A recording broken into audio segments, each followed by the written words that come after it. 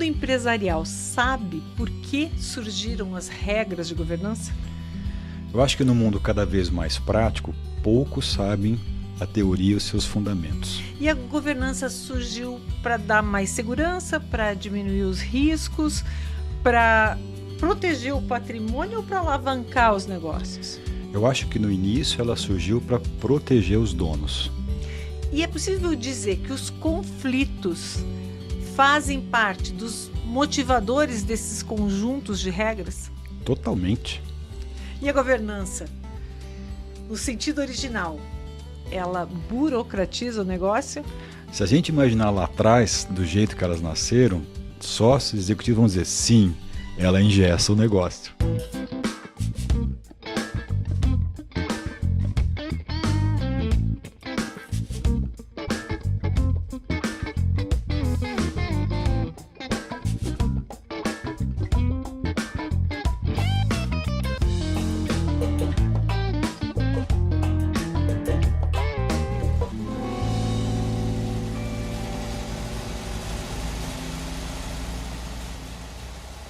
Hoje mais um episódio do Tem Saída e para tratar especificamente das origens da governança, das regras que compõem a governança.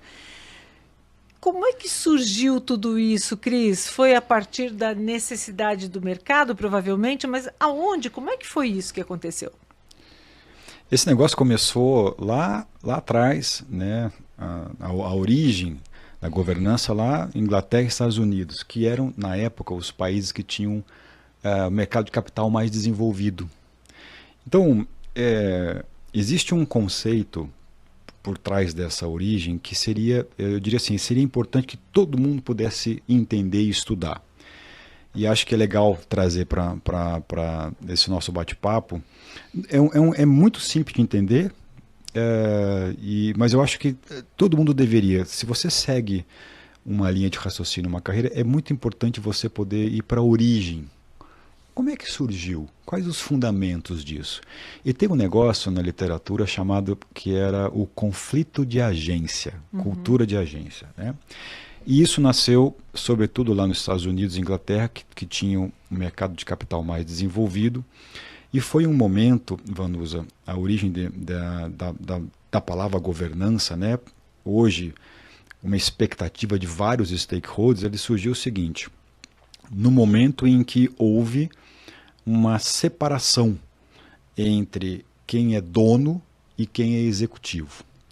Eu tive a oportunidade de estudar isso fortemente quando eu fui fazer o mestrado, e foi ali que eu consegui mergulhar em alguns conceitos para voltar lá na origem. E eu fui descobrir lá atrás que existem mais de 190 códigos de governança que estão presentes em 80 países, quase pouco mais de 80 países, né? E ninguém inventa a roda. Tudo muito parecido. Uma empresa, antes de abrir capital, ela era uma empresa de capital fechado, uma empresa de dono, né? E em algum momento, quando ela abre o capital, ela traz executivos. O dono deixa de ser dono sozinho, e tem vários donos no momento que você abre o capital, e é natural que você tenha que ter um nível diferente de comunicação, de transparência, etc. Então, se você hoje quiser comprar algumas cotas de uma empresa que está na bolsa, você vai fazer critérios de seleção. Eu vou colocar o meu dinheiro aqui porque eu quero ver qual é o resultado, como é que está, quem que é isso, qual que é o plano, como é que essa empresa é dirigida. Essas informações têm que estar abertas, transparentes. Então, lá atrás, no momento em que você tem um afastamento do dono do dia a dia da gestão, para que você coloque lá executivos tocando, a gente costuma dizer que tem uma separação de papéis, tá certo?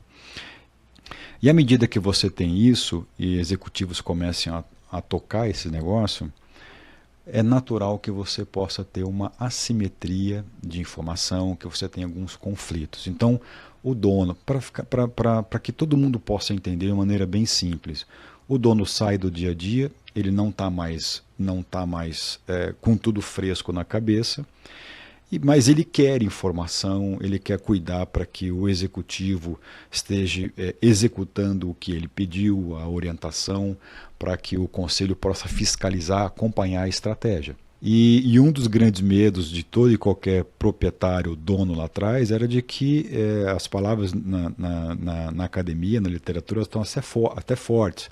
Escuta, a gente quer proteger o dono contra uma expropriação do executivo, porque no momento em que o dono não toca mais o negócio, quem toca é um terceiro, eu corro o risco desse terceiro ter uma assimetria de informação. Pode ser que eu esteja querendo para um lado, ele queira para o outro. Pode ser que eu fale para fazer alguma coisa, qual é a garantia de que ele vai fazer o que eu quero para essa empresa? E a origem da governança ela surgiu por isso, muito mais se preocupando em proteger o dono, proteger os sócios e garantir que a execução do dia a dia possa estar respeitando aquilo que os sócios querem. E a academia ela separa isso, ela diz o seguinte, ela chama o dono de principal, é o nome que eles dão, como a pessoa principal importante, e ela chama do outro lado o executivo de agente, né? Com aquele que está agindo na execução, é o agente contratado para tocar a execução. Por isso a teoria da agência vem desse nome. O executivo é chamado de agente. Quem não para poder ler os artigos acadêmicos não sabe de onde vem isso. Então, a teoria da agência ela surgiu no momento em que o principal, o dono e o executivo agente são pessoas distintas, imersas no mesmo negócio. Um dirige, o outro conduz, o outro executa. E na linha do tempo, usando o mesmo tema acadêmico, as assimetrias de informação elas foram acontecendo e o dono falou assim, eu quero achar uma maneira de minimizar esses conflitos. O que eu tenho que fazer? Bom, vou começar a colocar alguns processos.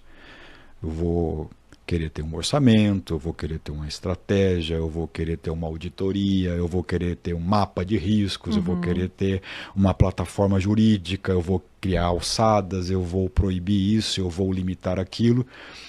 Tudo isso foi fazendo parte daquilo que a gente chama hoje um conjunto de práticas de governança que lá nos fundamentos era para garantir que o dono pudesse se assegurar que o agente executivo estivesse seguindo o que ele determinou e que ele fosse fiscalizado o tempo todo para isso, né? Então, esse conjunto, o que são os conjuntos de práticas? Nós falamos isso num bate-papo que a gente teve lá atrás. São todos esses conjuntos de regra que vão olhar, vão zelar por uma estratégia traçada e vão tentar acompanhar se o executivo está fazendo esse dever de casa certinho.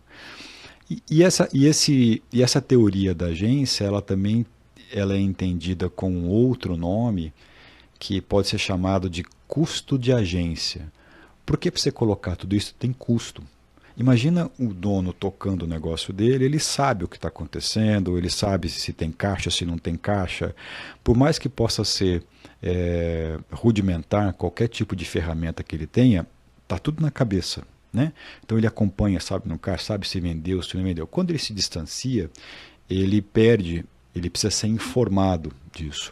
Então, para ser informado, para que tenha uma fiscalização, para que você tenha uma comprovação do que está acontecendo, tudo isso custa para o dono. Então, essa teoria da agência, que separa esses dois papéis, ela também tem o nome de custo de agência, porque tem um custo para você colocar. E aí, quando você me pergunta onde surgiu, etc., e é muito comum perguntar, a governança burocratiza, ela engessa.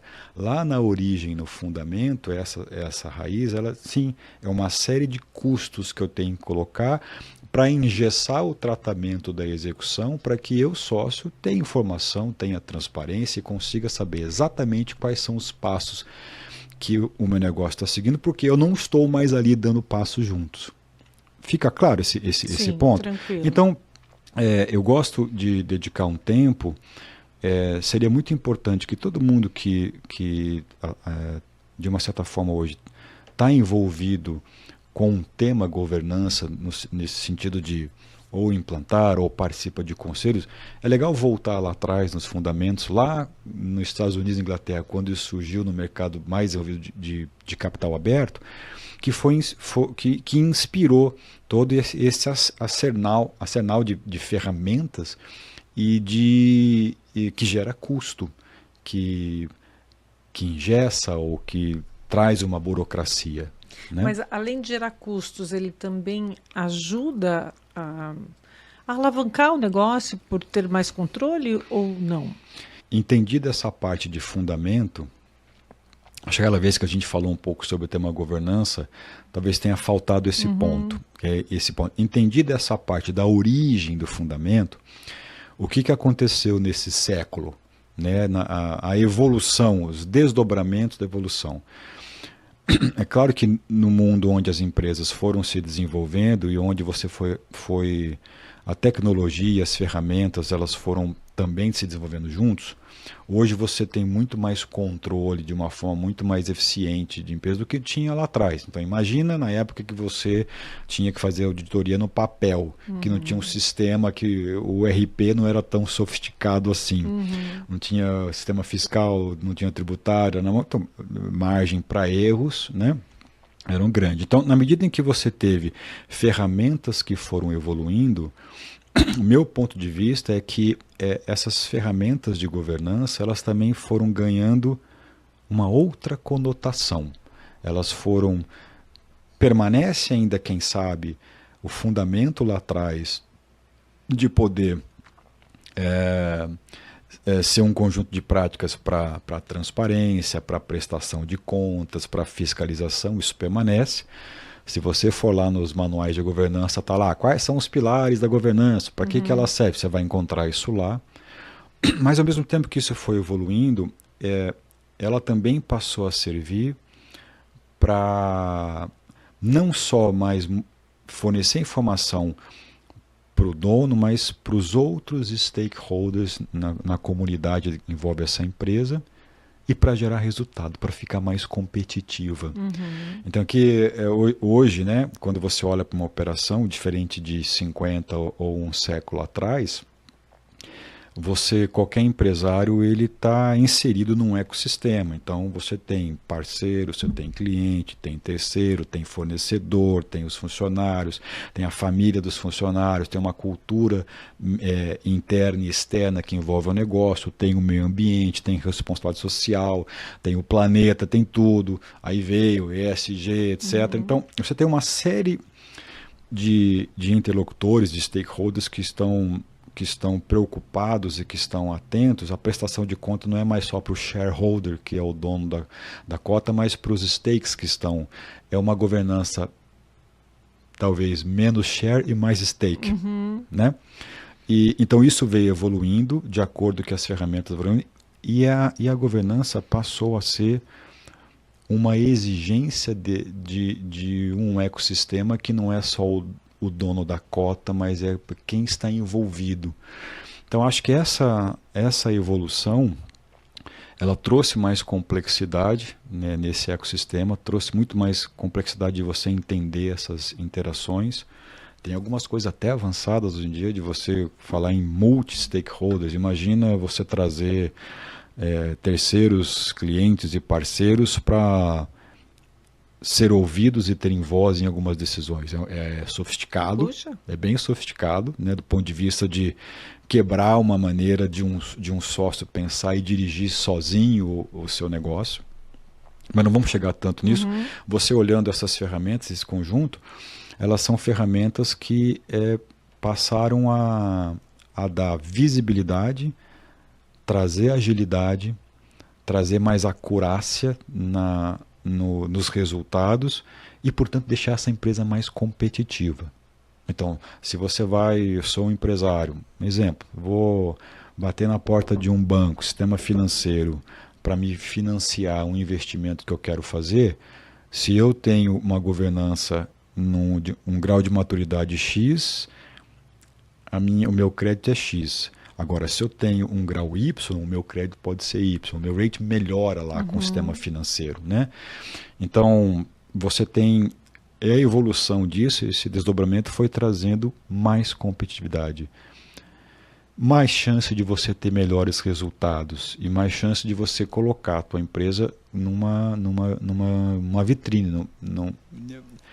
Quem quer abrir o capital não consegue fazer isso facilmente se não tiver esse conjunto. Quem tem o capital fechado não precisa divulgar os seus resultados, não precisa ter essa transparência, mas ao mesmo tempo está sendo cobrado pelos stakeholders dessas práticas implantadas. Isso eu ia te perguntar. E em que momento que uma prática que seria para empresas de capital aberto chegou às empresas de capital fechado? Foi por essa necessidade? Foi uma exigência de mercado? Eu acho que foi assim, como é que isso aconteceu, né? Não foi da noite para o dia, foi uma exigência do mercado. Mas foi, além de tudo, uma comprovação de que colocar sistemas de controle, quanto mais firmeza você tem na disposição dos dados e controle sobre o teu negócio, e um acompanhamento disso, um monitoramento, facilita você tomar decisão. Uhum. Então, as tomadas, ou seja, os exemplos que foram sendo encadeados de tomada de decisão com a disposição de ferramenta de controle, foram provando que as empresas que faziam isso, investiam nesse sistema, tinham melhores resultados. Então, todo dono quer ter o melhor resultado. Inclusive os de capital fechado. Inclusive capital fechado. Aí você tem, com a passagem do tempo, você tem instituições, comunidades, stakeholders valorizando isso e cobrando uma atitude, cobrando uma voz, cobrando uma fala do dono e da sua operação, sendo representativa pelo espaço que ele ocupa, pela comunidade que toca, pelo ambiente, pelo planeta. Então eu uso o recurso da água, então presta conta de que você está tratando a água que você consome. Uhum. A minha atividade ela tem uma pegada de carbono X. A minha atividade ela tem um vetor Y em termos de extração no limite ou não de um recurso natural. Regulamente, diga o que você está fazendo para preservar o nosso planeta, etc. E aí você tem uma série de comunidades, esse ecossistema que passou a cobrar os donos. Inclusive, os bancos entraram nisso, o jurídico entrou nisso, os investidores também estão trazendo como pauta para se segurarem de que essa empresa está dentro daquilo que são as normas fundamentais e também é bem vista pelo mercado. Cuidado com pessoas, políticas para pessoas, cuidado com qualquer tipo de impacto que você tenha em relação à forma como você monta o teu produto. Enfim, você tem uma série de coisas. Isso virou uma exigência. Então, o dono da empresa de capital fechado, ele falou, puxa, eu sou cobrado por isso. E se eu tiver isso caminhando bem, a chance de eu poder melhorar o resultado ela é grande. Então, é assim que eu não sei como surgiu, mas foram um conjunto de fatores Sim. que acabam originando nisso. Quer dizer, pelo que me parece, as regras para administrar a empresa de uma maneira transparente evoluíram para o que hoje a gente chama de ESG, né?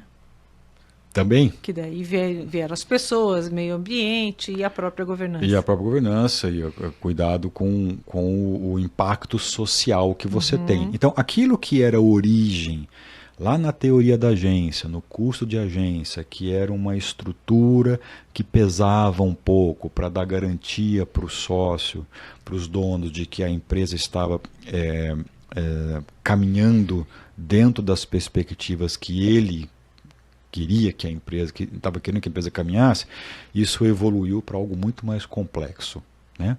Para algo de vou buscar resultado e vou prestar conta para uma série de outros stakeholders de como é que eu estou inserido nesse ecossistema, gerando valor para o acionista, mas gerando valor também para a comunidade, para as pessoas. Inclusive, e talvez hoje as empresas de capital fechado tenham um olhar assim ávido em relação a isso, né? Super. É praticamente uma exigência, como se fosse uma exigência.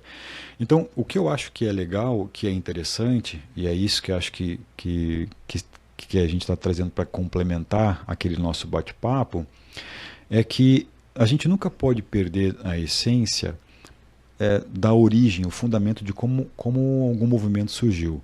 Por quê? Porque até hoje você tem, embora existe essa cobrança grande, embora o sócio, o dono da empresa fechada, seja simpatizante com qualquer coisa que possa acontecer para ele ter um resultado melhor, ainda pelo fundamento, etc., ainda assim você tem presente, mas a governança vai engessar, mas a governança vai burocratizar, mas a governança... Uma resistência. Claro que tem, isso é muito forte, né? E aí, é aí que está o pano de fundo das nossas conversas aqui nesse canal. Ou seja, a necessidade de saber customizar aquilo que é uma regra que surgiu com essa origem para capital aberto e como é que você aproveita a sensibilidade do sócio de capital fechado, que também já entendeu os benefícios desse regramento, mas que precisa ter uma coisa na medida certa. Isso está muito presente nos nossos bate-papos, né? Fazer sempre essa ponte. Por isso que eu achei que era importante, eu acho que é importante a gente sempre voltar lá atrás, quando você vai virar um especialista num tempo, para ver a origem, o fundamento, mas você ter a flexibilidade para dizer, olha, num mundo diferente, e ainda mais no mundo de capital aberto e fechado, onde transparência e prestação de contas são diferentes, é mais do que necessário a sensibilidade para customizar. E se você me perguntar, aonde é que tem problema nessa cadeia? É na pessoa.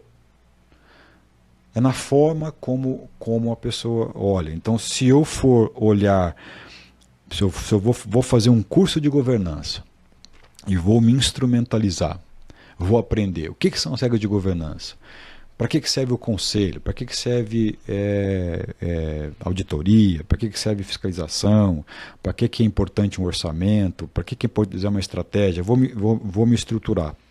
E eu vou nos livros. Os livros e os manuais, eles são bastante fundamentados e é natural que tenha uma proximidade com o fundamento do negócio, com a origem do negócio.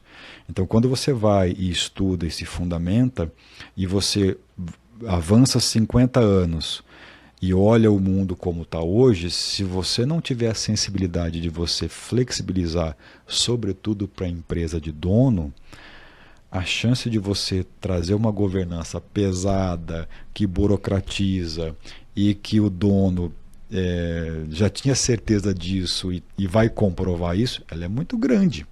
Não deveria ser, então, essa origem, essas regras iniciais servirem como norte, não necessariamente terem que ser seguidas ao pé da letra. Então, é um norte que se tem. É claro que algumas regras têm que ser seguidas, provavelmente, né, processos que precisam, mas de um modo geral você pode usar aquilo para te nortear e não necessariamente seguir ao pé da letra. Exatamente. Se a gente tivesse mais pessoas escrevendo e ajudando com depoimentos sobre como é que é o estágio de governança em empresas fechadas, seria legal. É difícil isso, porque nenhum dono precisa e quer dar informação sobre o seu negócio. Né? Não existe, não dá para imaginar que isso vai vir de maneira gratuita. Não é assim que acontece, né? Muito pelo contrário. Ser dono tem riscos, nós já falamos disso aqui também. Então é natural que, mediante a riscos, né, uma série de riscos hoje, você preserve qualquer tipo de fala sobre o teu negócio. Então você não tem muito material disponível, moderno, exemplos disponíveis, assim como você tem. Se você quer saber hoje como é que está uma empresa, você está lá, está o balanço disponível, as regras estão lá, tem, não tem sistema, qual que é o sistema, como é que são as políticas, está tudo aberto, é tudo claro. Então, você fica bebendo dessas fontes e bebendo daquilo que está lá no manual mais clássico, vai fazer com que você entenda o que é governança nesse sentido. Mas se você não exercitar a prática de você customizar e ter a sensibilidade, ela vai sim ficar pesada, ela fica pesada. E essa é uma opinião minha. Eu sei que eu não estou sozinho nessa opinião. Eu sei que eu trago isso muito fortemente, sobretudo em qualquer programa de governança que eu esteja implantando, ajudando famílias empresárias a implantarem, né? Eu bato muito nessa tecla porque e aí é algo que é uma inquietação que eu também tenho. Quando você traz para um diálogo qualquer profissional que esteja, seja ele sócio, ou empresário ou executivo, que esteja trabalhando num movimento de ampliar grau de governança, ele vai trazer com muita facilidade que é preciso customizar, que entende essa diferenciação do mundo do capital aberto e fechado. O próprio IBGC, quando lançou o manual dele, tem um manual, uma admissão de 2009, se não me falha a memória. Instituto Brasileiro de Governança. Instituto Brasileiro de Governança Corporativa, que no Brasil foi um primeiro instituto que capitaneou um pouco esse movimento, né? Não foi o único, mas foi um dos pioneiros ali no final da década de 90 e tal. Esses códigos já existiam no mundo todo. Ele entendeu, se não me falha a memória, salvo até errando um ano para cá, um ano para lá, enfim, depois eu posso consultar e se for o caso a gente fala no motor, mas por volta de 2014 ele entendeu que era necessário criar, ele chama de um caderno especial para empresas de capital fechado. E ali está muito claro nesse caderno que é necessário customizar, etc. Tal, tem uma noção de flexibilidade. Honestamente falando, eu acho que foi uma tentativa bem legal. Foi uma tentativa de fazer um caderno para trazer esse alerta, né? Já tem outras edições, se não fala a memória, foi 2014, estamos falando de 10 anos atrás, uma década, né, atrás. Então foi bem legal isso, mas honestamente também falando, eu acho que quem vai fazer essa diferenciação é quem lê, quem estuda e quem vai implantar esse programa, ou quem está trabalhando, ajudando como um advisor, como um conselheiro e atuando num processo de governança. E é aí que é o ponto, quando você terceiriza isso para a sua percepção de qualquer um, você já não controla mais a variável de classificar o que é customização para um, o que é customização para o outro. Então eu gosto muito de trazer esse alerta, toda vez que eu tenho chance de poder falar com pessoas que estão em formação para atuarem em conselho. Aliás, a gente recentemente inaugurou dentro da academia, um curso para formação de conselheiros em empresas familiares. Bacana. A gente destaca isso, né? Então eu gosto de trazer esse alerta. Vai lá para o fundamento, entende a origem do fundamento disso, entende o quanto isso pode ser custoso, custo de agência, o quanto isso pode ser pesado para você poder alavancar resultados. E o quanto pode trazer de benefícios também. O quanto pode trazer de benefícios e o quanto você precisa de flexibilidade quando você vai tratar de uma empresa de capital fechado, né? Aí eles ficam muito seguindo aquelas linhas duras da governança e acabam não aceitando muito. Agora, você disse que faltam publicações mais modernas, né? Você se interessaria, por exemplo, por escrever um livro? Teria tempo? Porque esse é o grande problema hoje, né? Quem está atuando e talvez tenha uma visão parecida com a tua, tem o mesmo problema. Talvez você teria essa disponibilidade? Ele está no forno, sabia? Está no forno. Isso surgiu lá da época da pesquisa do mestrado, onde basicamente eu perguntei para sócios e conselheiros de empresas de capital fechado o que era a prioridade nessas regras. Aí coletei essas informações e essas informações são as informações que me fazem estar aqui hoje tratando do tema, baseado nelas, né? E foi unânime, olha, para uma empresa de capital fechado, isso, a gente também já falou um pouco sobre isso, isso é prioridade, ou seja, tem coisas que são ali muito voltadas para a gestão. Primeiro está muito alinhado a leis e regulações, e a gente tem que deixar a gestão processos muito bem acertados, muito mais do que qualquer outro peso de uma estrutura pesada no conselho ou de consultorias, etc. Tal, né? Então, eu estou aí com alguns inscritos no forno, daqui a pouco, quem sabe, tem novidade. Opa, muito bom, Né? muito bom. E a gente falou até que o conflito, ele ajudou aí a construir essas regras, né? O quanto o conflito é maior em empresas de capital aberto ou de capital fechado, uma em relação à outra? Bom, na verdade, peraí, deixa eu ver se eu entendi bem. Você tem mais conflitos em empresas de capital fechado ou em empresas de capital aberto? Porque capital aberto já está tudo com as regras ali bem definidas e bem acertadas.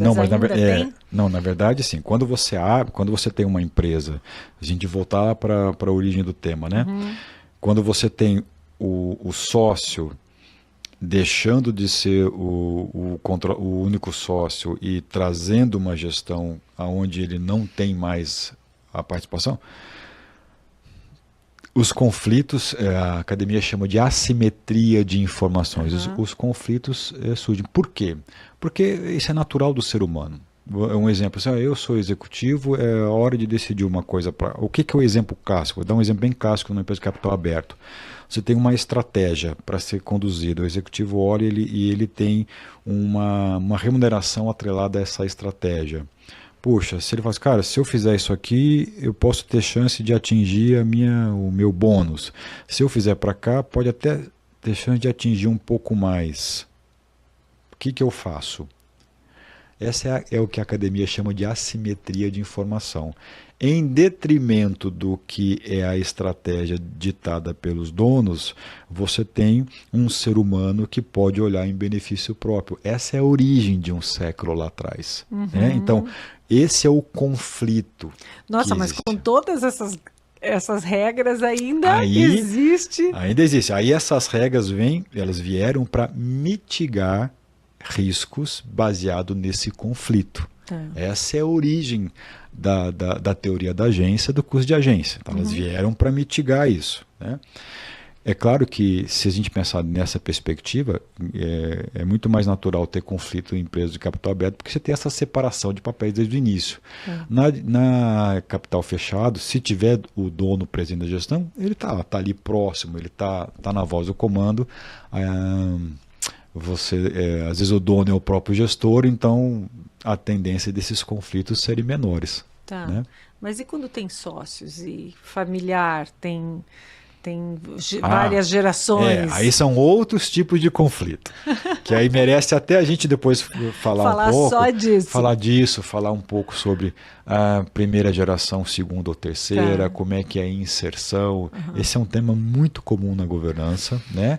Da gente poder assim, puxa, tenho gente da minha família preparada, não tenho, com o meu conflito enquanto, de repente, fundador, de dizer sim ou dizer não para uma segunda, terceira geração, esses conflitos acontecem. Né?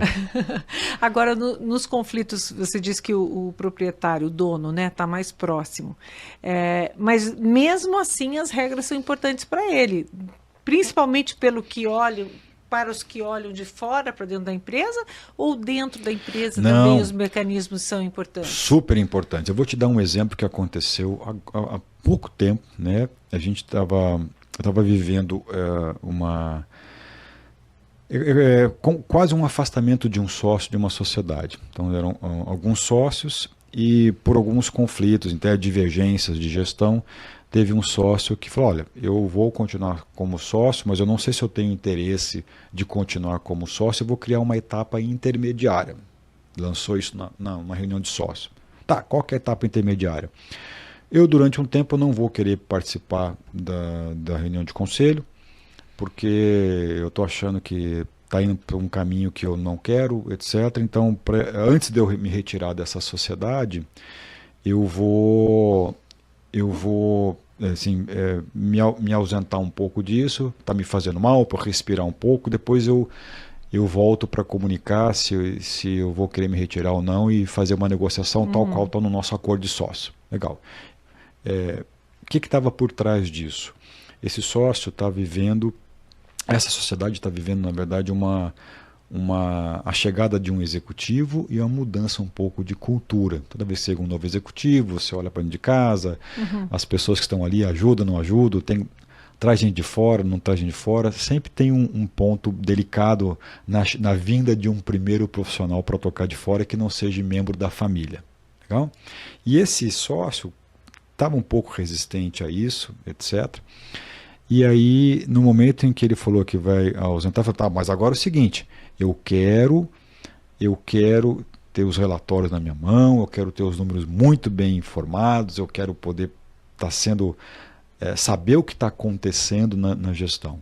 Então, ele estava querendo se afastar um pouco porque estava havendo muita mudança na gestão. É uma gestão que estava precisando de informação, de processo, de ferramenta, de sistema, que a cultura não era esta. Ele estava lutando um pouco contra isso. No momento em que ele se afasta, ele pede exatamente mais controle para que ele possa tomar ciência do que está acontecendo, porque agora ele não vai ver mais todo dia. Ele não estava gostando do que estava acontecendo, mas precisando do que estava acontecendo. Então esse exemplo é o exemplo clássico seguinte da resistência a uma mudança, mas da necessidade, quando você se afasta, de poder ler a sua operação de um jeito de quem não está mais ali no dia a dia. Né? Então, é o típico assim, olha, eu não quero assimetria de informação. O que estiver acontecendo lá, eu quero ser reportado, eu quero saber o que está acontecendo, num relatório muito simples, objetivo, claro e transparente. Então, para isso você tem um custo. O sistema não está bom, então coloca o sistema aí porque eu quero receber. Está faltando uma inteligência aí na área financeira, então coloca lá. Não tem uma política de pessoas? Coloca a política de pessoas porque eu quero ser monitorado de informação. É como se fosse meio ambíguo, né? É um custo necessário, é um custo de agência, mas é aquilo que garante o dono saber do que está acontecendo, sobretudo quando ele está afastado, né? Cris, eu acho que nós já temos o tópico aí, uns tópicos para os próximos programas. Por exemplo, a gente precisa voltar a falar de sucessão, acho, né? E conselho, precisamos esclarecer quais são esses conselhos, o que eles fazem, para que eles servem. Então aí eu acho que a gente já dá um passo a mais em relação à governança e podemos ajudar talvez aí quem está com um pezinho ali, está em dúvida, o que pode fazer, o que não pode. O que você acha? Tá combinado. Tá combinado? Vamos deixar no nosso hall para os próximos. Isso. E se você tiver alguma sugestão, pode mandar para a gente. Escreve aí nos comentários que a gente vai levar em consideração e vai trazer para cá. Até mais. Até mais. Um abraço.